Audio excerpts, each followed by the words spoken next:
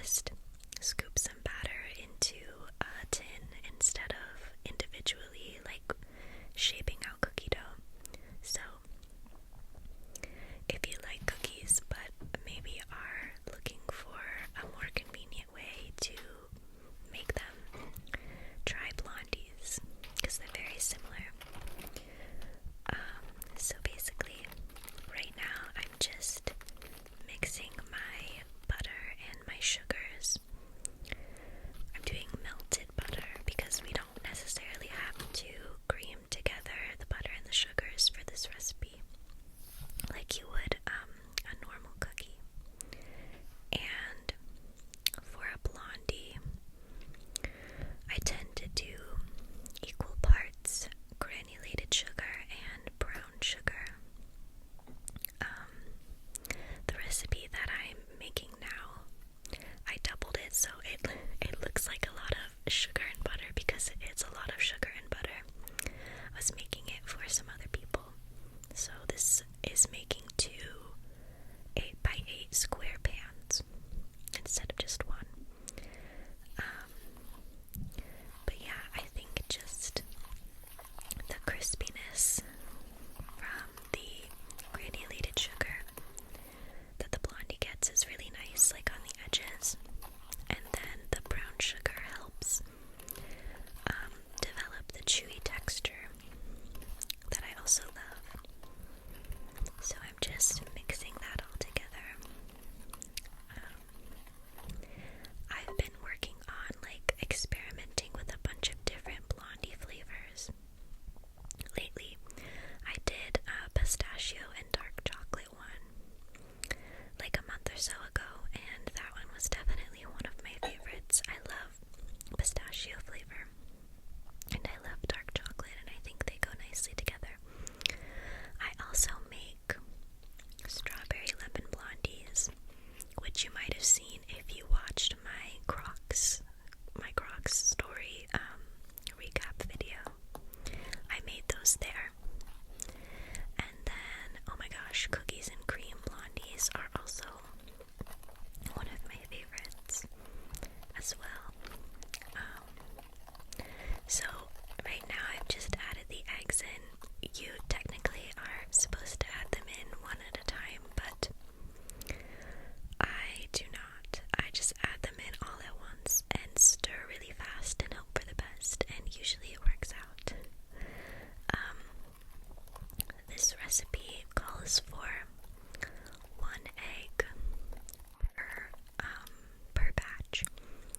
I used to do it with 1 egg and 1 yolk, but I just switched to 1 egg because it's a little more convenient, and honestly I couldn't really notice a difference in the texture or the structural integrity of the blondie base, so I just kept it as 1 egg. It's just easier.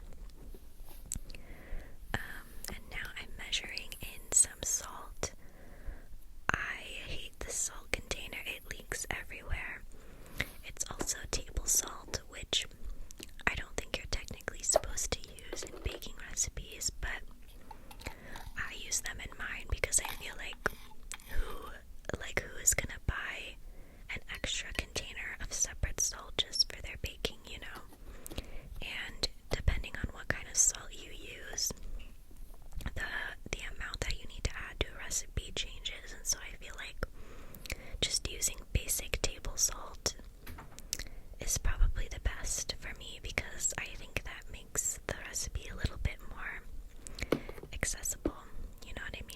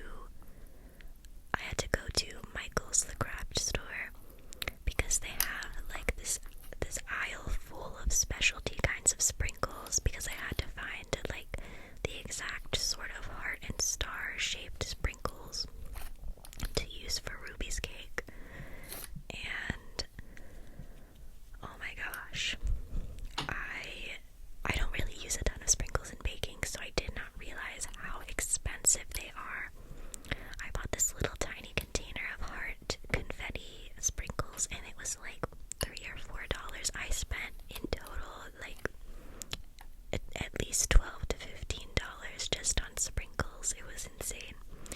But I think they're really going to make the cake look like picture perfect. I hope so. I'm really excited for that, and I definitely will be filming that so you can see my decorating process. Oh my god, also, I forgot to mention this entire time, I'm using the new microphone that I bought for this. I had to play around with the settings a little bit because it is a little more advanced than the one that I used before. But I'm hoping that the sound quality is good, is alright, and I don't have like a little foam muffler to put on top of the microphone yet, so I'm hoping the sound will still be alright, but I definitely want to get one of those soon. I think that would help a lot. But yeah, let me know if you even hear a difference or not. I hope it's good. And I remembered to turn my air conditioner off for this voiceover this time as well. So hopefully there's not any like weird humming noises in the background. Okay, now back to the Blondies. Look, they're done. Also, surprise, I added like this little oat streusel on top off screen because I felt like it needed something else.